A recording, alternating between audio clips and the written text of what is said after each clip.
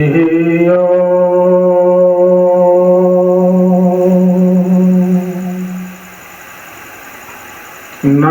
परमहंसास्वादित शरणकमलचिन्मकरन्दाय भक्तजनमानसनिवासाय श्रीरामचन्द्राय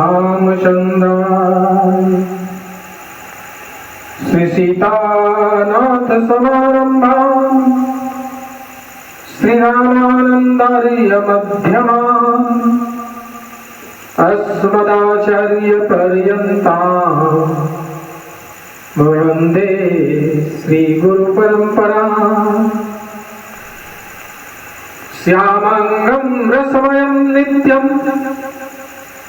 पाराशरकुलोद्भवम् श्रीमद्श्यामसुन्दरदेवाख्यं सद्गुरुं प्रणमाम्यहम् सद्गुरुं प्रणमाम्यहम्। रामयमित गुणसागर थाह की पावई को संतन सन जस कछु सुन्यो तुम ही सुनाओ सो। आइए हमारा मन भगवान की कथा के रस का पान करने के लायक हो सके, इसके लिए कुछ क्षण श्री राम नाम संकीर्तन कर लें, फिर हरि इच्छा से कथा में प्रवेश किया जाएगा। आइए हमारे साथ आप भी गाइए। श्री राम जय जय राम, श्री राम जय जय राम, श्री राम जय जय राम, श्री राम जय जय राम,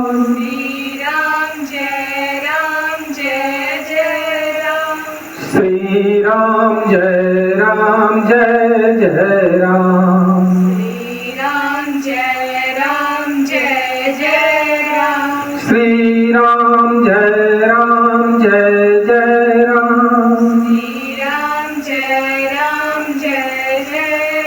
बोलिए अनंत बलवंत श्री हनुमंत लाल की। अब तक आपने श्रवण किया कि श्री हनुमंतलाल अपने आराध्य श्री रामभद्र की बाल लीलाओं में शामिल रहे और राघव जी की आज्ञा से वे अपने माता पिता के पास चले गए। प्रभु के आदेश का पालन करने के लिए हनुमान चले तो गए, लेकिन अपने प्रभु के बिना उनका मन एक मिनट भी कहीं लगता नहीं। हनुमान निरंतर भगवान के मंगलमय नाम का स्मरण करते रहते हैं, एकांत में बैठकर भगवान की लीलाओं का स्मरण करते हैं, अश्रु बहाते हैं।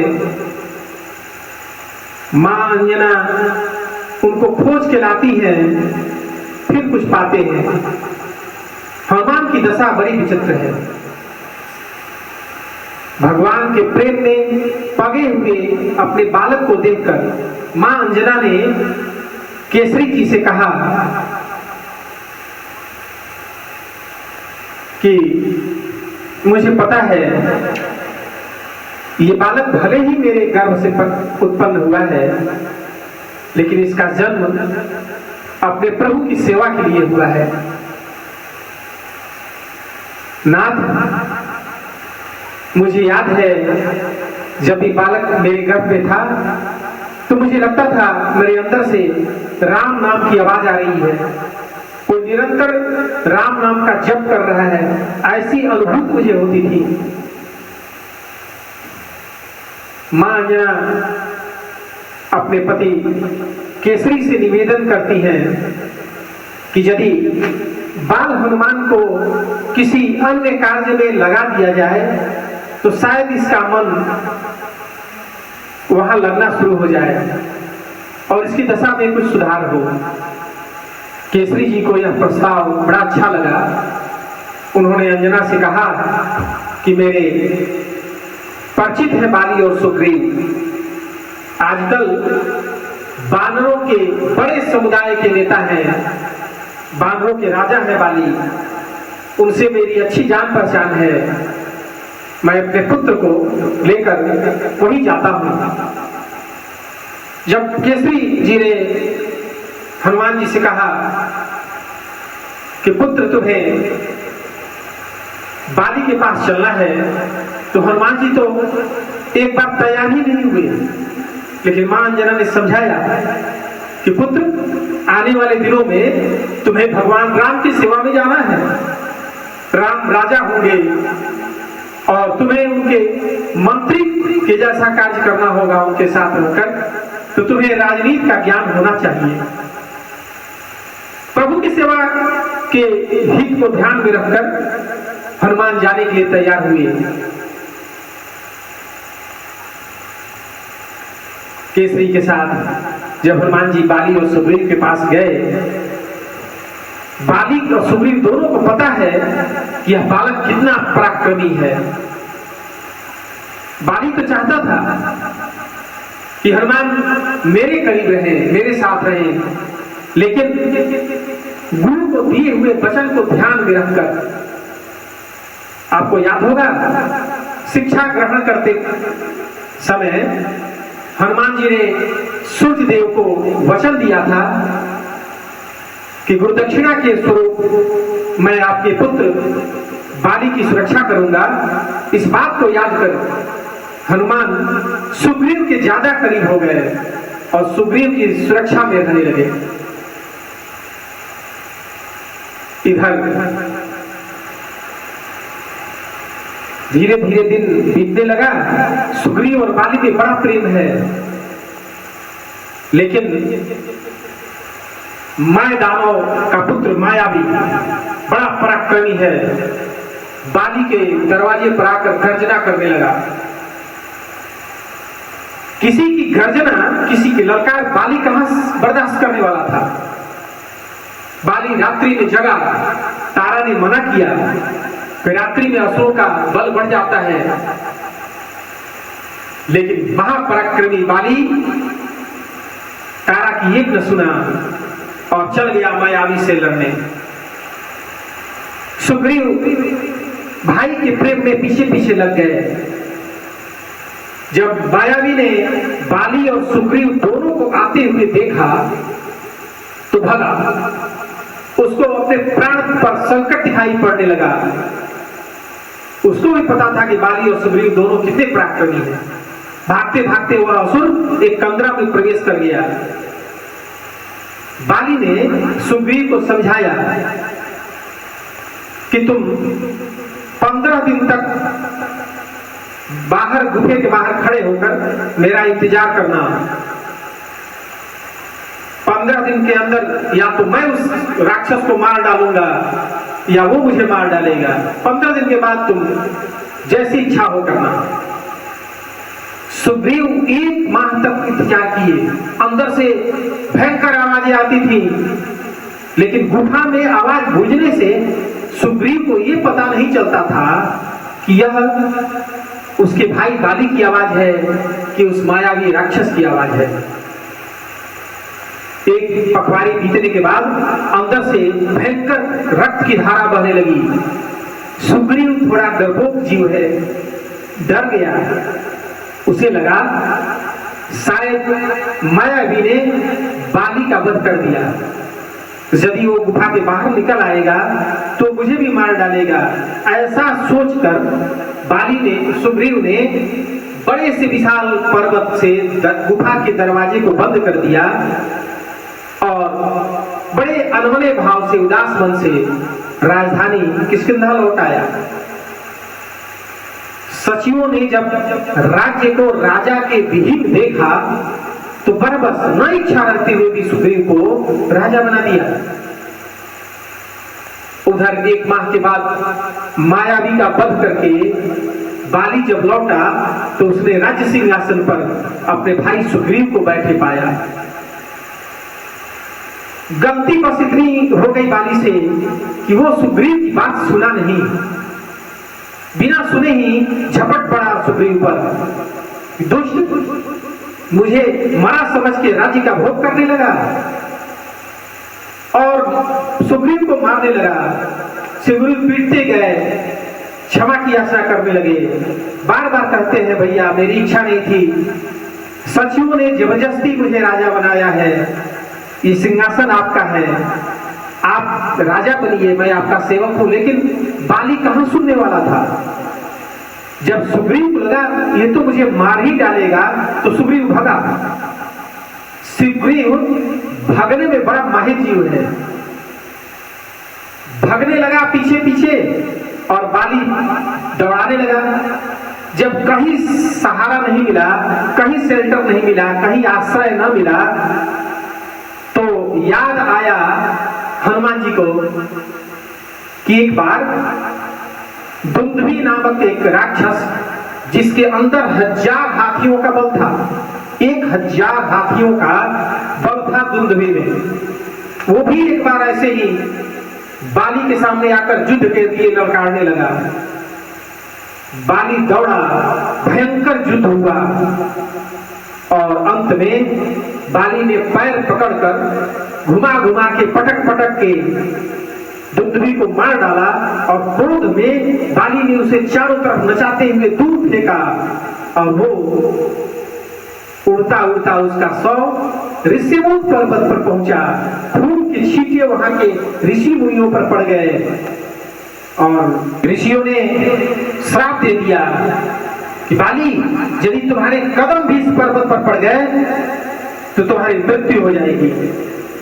हनुमान जी को ये बात याद आई और उन्होंने सुग्रीव से कहा कि आप त्रैलोक्य में भागते रहेंगे, बाली से बच नहीं पाएंगे।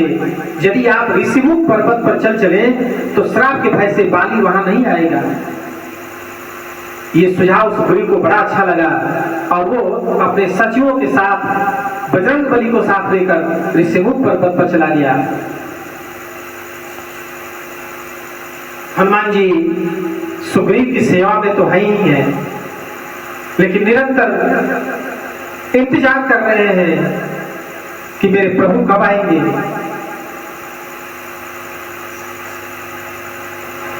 पांच वर्ष के श्री रामभद्र थे तो हनुमान से उनका मिलन हुआ था। अब तो लगभग 34-35 वर्ष बीत चुके। 15 वर्ष की उम्र में विवाह लीला हुई, उसके बाद सरकार 12 वर्षों तक श्री अवध में आनंद पूर्वक रहे और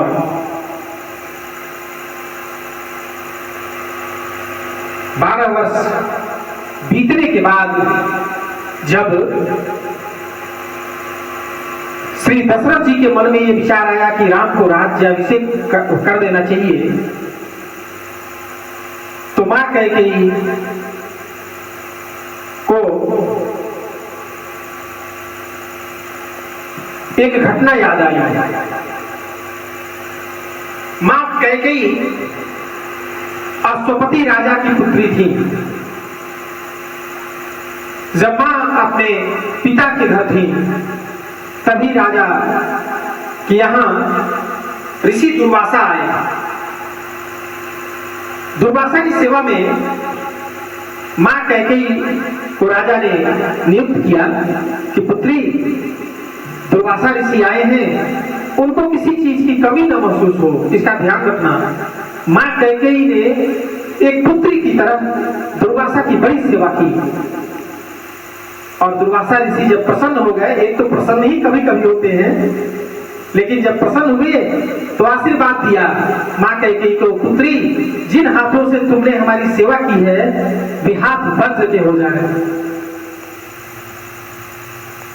देवासुर संग्राम में जब महाराज से मदद की उम्मीद लेकर इंद्र आया और निवेदन किया राजा दशरथ से कि आप असुरों के विरुद्ध हमारी मदद करिए,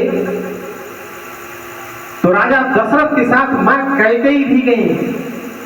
परम वीरांगना है, परम विदुषी है। मायके में ही श्रवण कुमार के पिता रत्न ऋषि उनके कैकेयी के पिताजी के राजपुरोहित हुआ करते थे और उन्होंने बहुत पहले मां कैकेयी को बता दिया था कि जब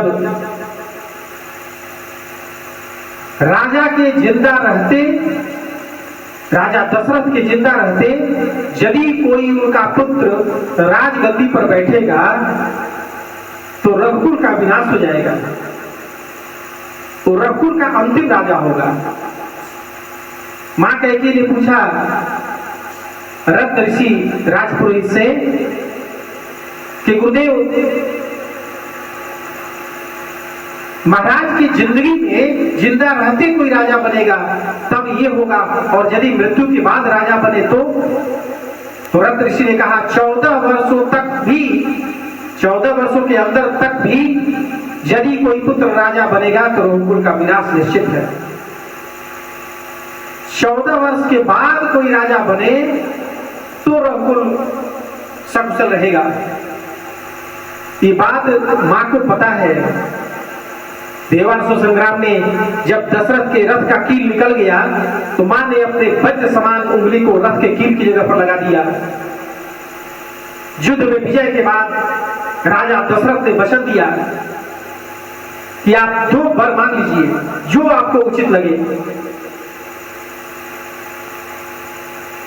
यदि मां कैकेयी को राम जी को वन ही भेजना अभिष्ट होता तो आपको याद होगा जब मां ने वर मांगा तो पहला वर राम के वनवास का नहीं मांगा। मां कैकेयी श्री रामचंद्र जी को अपने पुत्र भरत से भी ज्यादा प्रेम करती है। उन्हें ये तो कबूल था कि रघुकुल के विनाश का कलंक मेरे पुत्र को भले लग जाए, लेकिन कोई ये ना कह सके कि राम राजा हुए तो रघुकुल का पतन हो गया। इसलिए पहला वर भरत के राजा बनने के लिए मांगा,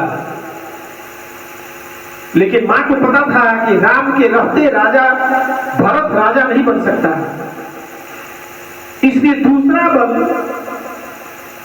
राम के वनवास का मांगा। खैर, हरि अनंत हरि कथा अनंता, विविध भाव है। संत तो यहां तक कहते हैं कि एक बार रामभद्र जी खेलते खेलते मां कैकेयी के पीछे गए और अपने हाथों से मां का आंख बंद कर दिए, जैसे बच्चे खेला करते हैं। मां ने जब पहचान लिया कि रामभद्र है तो मां ने आके, रामभद्र ने मां से कहा, मां तुम मुझे कितना प्रेम करती हो? मां कैकेयी ने कहा, पुत्र दुनिया में यदि कोई सबसे ज्यादा किसी को प्रेम करता हो तो मैं उससे भी ज्यादा तुम्हें प्रेम करती हूं। मेरे प्रेम की कोई सीमा नहीं है। तो प्रभु ने मांगा कि मैं तुमसे मांगू कुछ तो दोगी? मां कैकेयी ने कहा, मांगो पुत्र। तो प्रभु राम ने कहा, मैं जो मांगने जा रहा हूं मां मुझे भरोसा है तुम्हारे अलावे कोई मुझे दे नहीं सकता।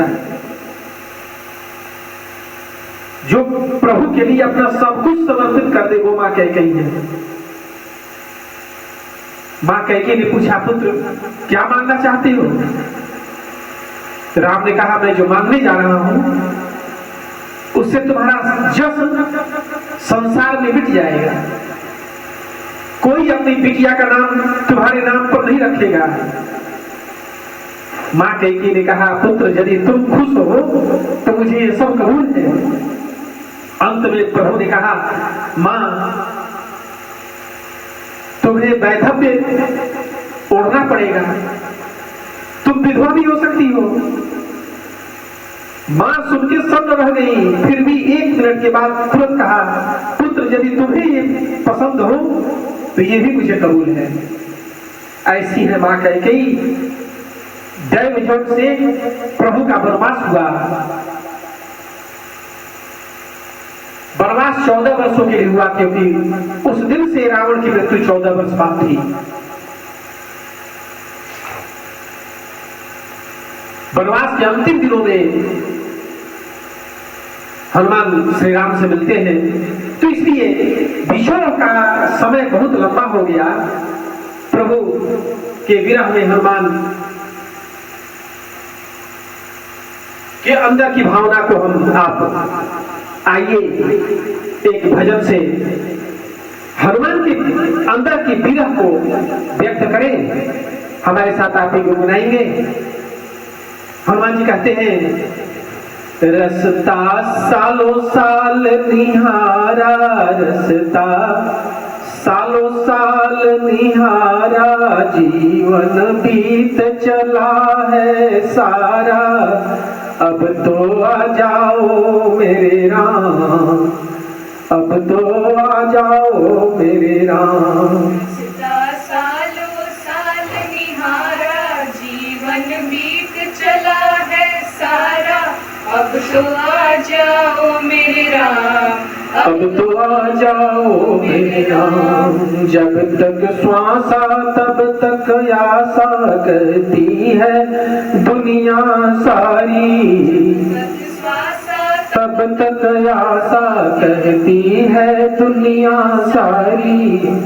प्रेम वावरा दरस दीवाना, तकता राह तिहारी, प्रेम बावरा दर्श दीवाना, तकता राह तिहारी। कर दो मेरा पार उतारा, कर दो मेरा पार उतारा, अब तो आ जाओ मेरे राम, अब तो आ जाओ मेरे राम। रास्ता सालों साल निहारा, जीवन बीत चला है सारा, अब तो आ जाओ मेरे राम, अब तो आ जाओ मेरे राम। पत्ता पत्ता बूटा बूटा राम ही राम पुकारे, पत्ता पत्ता बूटा बूटा राम ही राम पुकारे। रात ढले तब राम की माला लेते चांद सितारे, रात ढले तब राम की माला लेते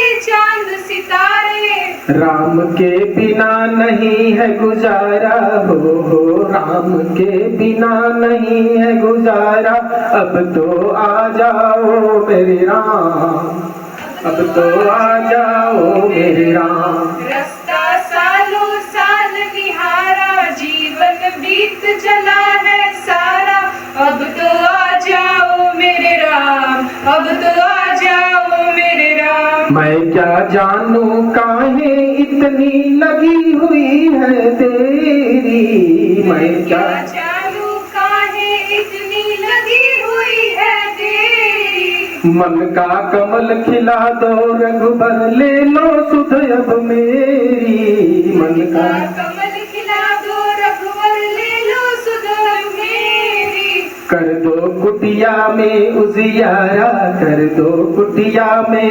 उजियारा, अब तो आ जाओ मेरे राम, अब तो आ जाओ मेरे राम। रास्ता सालों साल निहारा, जीवन बीत चला है सारा, अब तो आ जाओ मेरे राम, अब तो आ जाओ मेरे राम, अब तो आ जाओ मेरे राम, अब तो आ जाओ मेरे राम।